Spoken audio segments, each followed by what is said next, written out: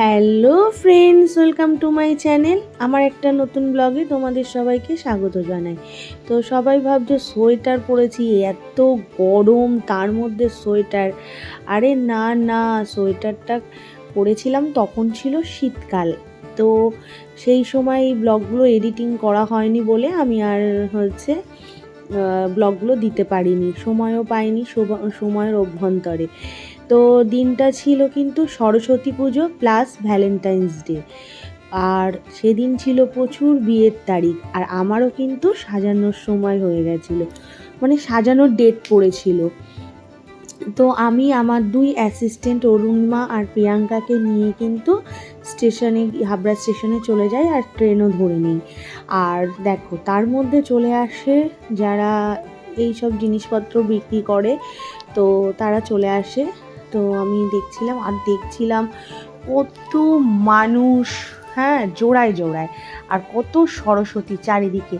দিনটা যেহেতু Valentine's day ছিল আর প্লাস সরস্বতী পুজো ছিল, বাঙালির তো বিশালই আনন্দের দিন ছিল। তো ছোটোবেলার দিনগুলো মনেই পড়ে যাচ্ছিল। সরস্বতী পুজোর দিন আমরা কত ঘুরতে যেতাম, শাড়ি পরতেও খুব ভালোবাসতাম।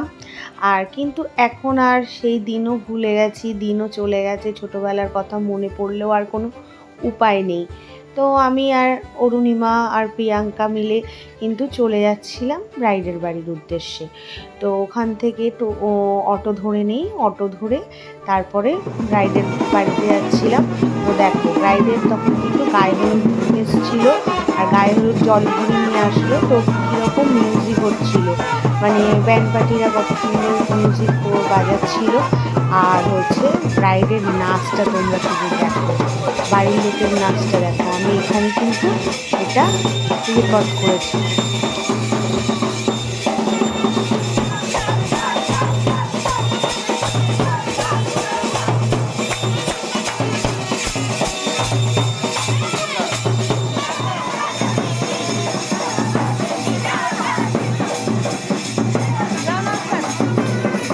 এইদিকে দেখো প্রিয়াঙ্কা আর অরুণিমাও এদিকে নাচছিল, ওদের নাচ দেখে।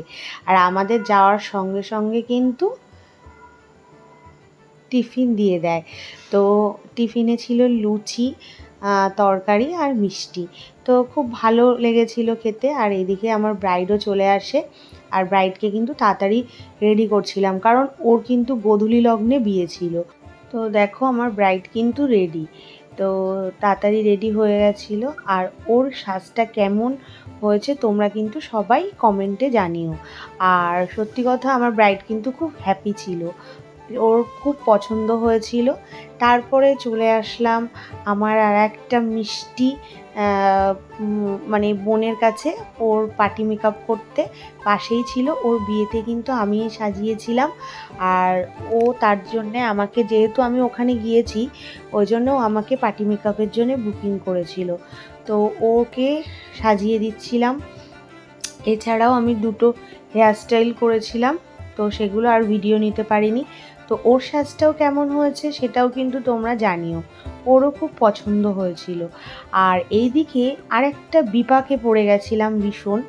আমাদের যে ট্রেন ছিল দত্তপুকুর এসে, ট্রেনটা কিন্তু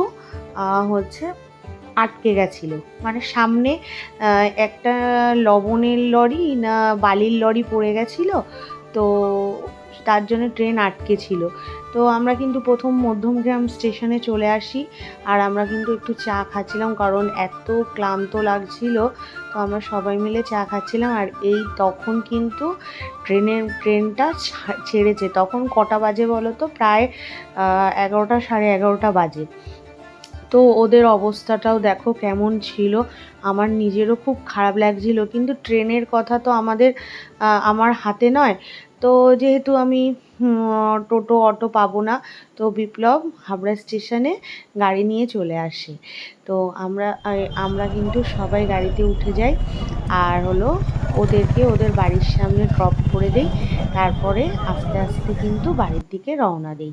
তো চলো, এই ভিডিওটা যদি ভালো লেগে থাকে তোমরা লাইক, কমেন্ট, শেয়ার করো। তো চলো, টাটা।